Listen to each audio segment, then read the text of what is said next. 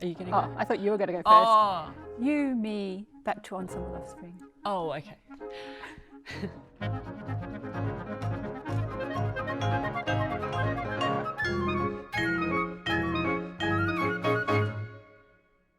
I'm Claire Edwards, and I'm the artistic director and the percussionist of Ensemble Offspring.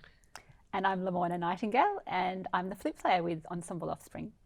And Ensemble Offspring is a new music group based in Sydney. We like to call ourselves Sydney's musical mavericks, and we play music by living composers in the most part, and we work a lot with emerging and younger composers, as well as First Nations composers and female identifying composers.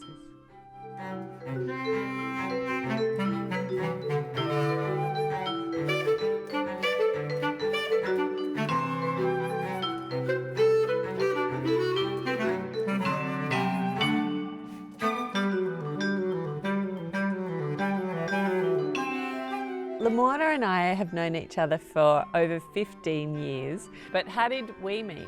Well, I think that we met at a Ensemble Offspring end of year party, actually. That's true. And you were looking for a new flute player, and you were trying to get another flute player through me. And you were like, Lamorna, do you know any good flute players? Yeah. And I said, well, you know, if you ever need a flute player, you know where I am. And you obviously got desperate. And so since then, we have been a team, really. We have. There's been a lot of fun times. Yeah. A lot of fun tours. We've been to Europe, we've been to Asia. And often it's, you know, it's fun but hard work, you know, but yeah. It is hard work because we never tour with like a tour manager or anything, do we? So it's always very hands-on for us as the performers. Yep. It's hands-on touring. Yep. Packing up the percussion. Except you guys always try and get out of that now, don't you? Well, we do, but... There reaches a point where you're too old to help pack up the percussion. Right. And Lamorna's dad's actually a percussionist, Rick Miller, who used to be the timpanist in the Sydney Symphony. So you've got experience with percussion. I do have experience with percussion packing up, yeah. Yeah, it's not fun.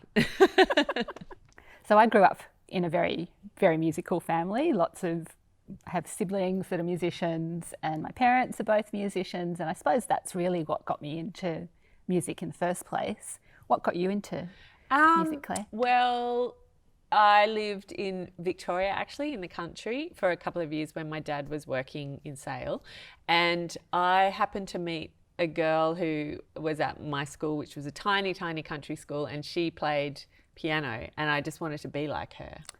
That's the thing, isn't it? That's how I got into piano when I was 5, because my parents weren't particularly musical, and I think they wanted me to start music, but maybe 5 was earlier than they expected. I had to work really hard. Yeah.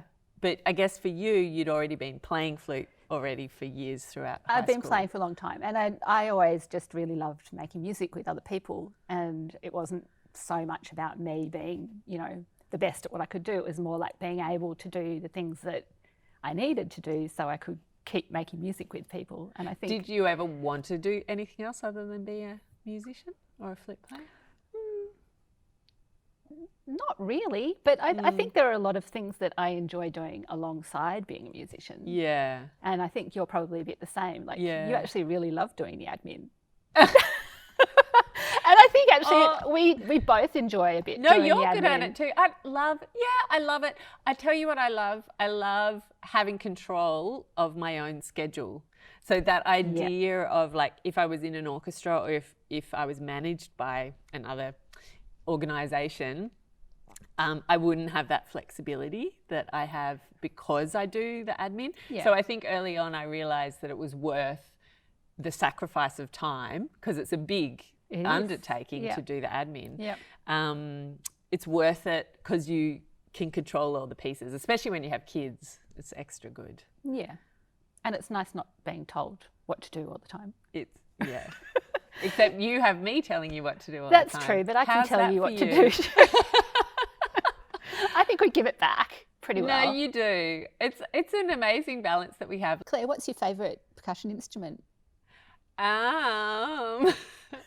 Brake drums? No, I mean, I guess the How about all marimba. those instruments that Jack Simons wrote for you? Yeah, well, Jack, this composer from Sydney, recently wrote a piece for Ensemble Offspring, which actually was a flute concerto. And he said he called it a flute concerto because then the soloist practices more, which I thought was very Well, cute. it was true because that performance had been cancelled and postponed so many Many times. I did get to times. practice it often. So it worked. But I had to play a whole bunch of instruments that were, to me, felt a little bit random, like maracas, Xylophone? xylophone, whip,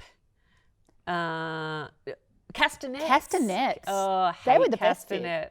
Oh, and then they broke and I have to get them fixed. Anyway, I said to Jack, why these instruments? This is annoying me that I have all these instruments that I don't like very much. He said, I chose the top 5 instruments that I know that you hate. And you always complain about every time we do Sydney Chamber Opera together. And I did think it was kind of cute. Like, you know, you get to that point in your career where people are writing for the instruments you hate rather than the ones that you love. Yeah, you've really achieved something. And as for me, flute-wise, I mean, I used to really, really love playing the piccolo in orchestra because you could just go so high and totally kind of Everyone could hear scream over you. the top of the whole Yeah. orchestra, and it was just so much fun. But now I probably prefer playing the alto flute the most because it's got such a kind of rich and mellow sound. So I remember when, with Ensemble Offspring, quite early on when you joined, Yeah. we had to do this Morton Feldman piece. Yeah. Crippled Symmetry. Yeah, it was called. like an hour-long piece. Yeah, and you had to buy a bass flute I for did. I that. bought a bass flute. Yeah. that So was- you already had an alto, but you had to buy a bass, or maybe you had to buy an alto for something else as well. Maybe. I remember there's been a lot of flute purchasing There's over been a the lot. years. They're very expensive. Yeah. Very expensive. And so next you need are they called contrabass flutes? Oh, I don't know about that, Claire. Really? You don't like them? Too much air. Oh. You're right, they're very big. They're very big, and then you got to carry it around. And Yeah, Yeah. there is that. And we have, because you're really good at the piccolo, sometimes we incorporate, like we ask composers to include piccolo.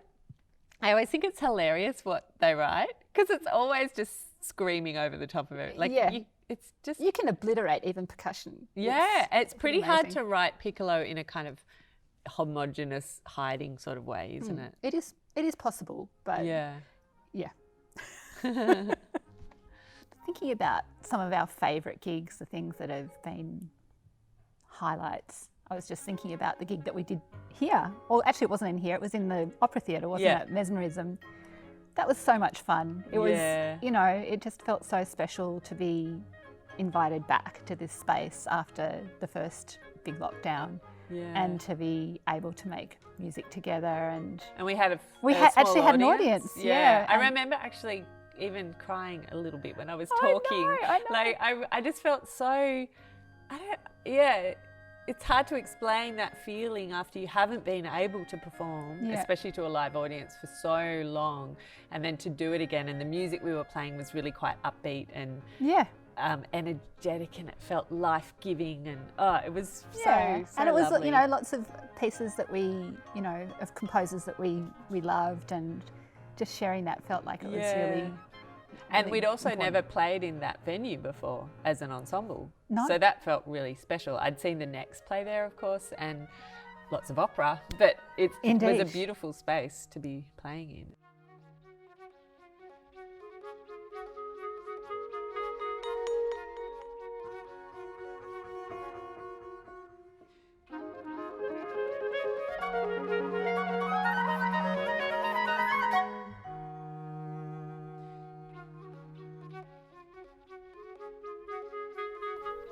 Recently we performed a whole range of First Nations composers in the Utzon Room, and our journey with Ensemble Offspring as part of Ngarra-Burria has been a really special one for us, really important for our own growth, but also the growth of First Nations composers. And one piece in particular that I guess we have performed quite a lot is Of Stars and Birds by Nadi Simpson. Yeah.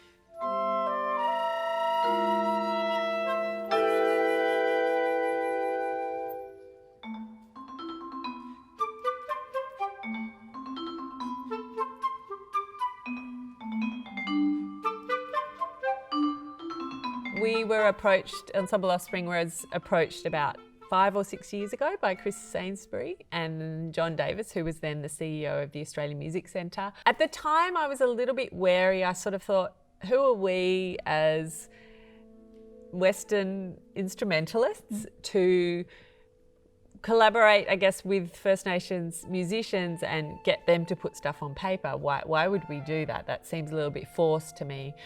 And I think, you know, the whole process has had a bit of that moment where you kind of like, is this really necessary? Should this be written down? But then again, that is how Western classical music tradition relies on other people being able to perform it. So it is kind of an important skill too, if that's what these musicians want to do, you know? Yeah, I suppose that's the key though, isn't it? Yes. Do they want to do it? Well, it has to be their choice. And it's not our... No, exactly. No, it's not our choice. So the participants, the people who've been involved, have very much wanted to be there, of course, and I think they've kind of learnt a lot along the way. And interestingly, it has really developed this repertoire that wasn't really in existence before. Chamber music, a lot of smaller combinations, often involving flute and percussion. Often, yes. But the great thing I think is that, you know, we've learnt so much culturally. Oh my goodness. Yeah. And I think that's, I don't know, I mean, it's just been incredible, really. Well, we wouldn't have even met most of these people otherwise. Ever. No, or, you know, read all the books that we've read to try and understand better the whole history, and it's truly been amazing. Very much a journey. I mean, like, we won't ever, I don't think, find the answer until the end of our lives. I mean, it's that thing of kind of, which is what music is as well. Yeah. Like, I really do feel that understanding Aboriginal culture, it's kind of like incremental. You just go deeper and deeper very gradually, but of course we're not Aboriginal and we'll never really understand because we aren't of that culture. But what we can do is try and immerse ourselves as deeply as possible, try not to speak too much, try and take it in. That's a challenge for me, as I told Nardi Simpson recently. But I do think, I think we're at a really interesting time in that sense. And I hope lots of other people are inspired to do the same thing.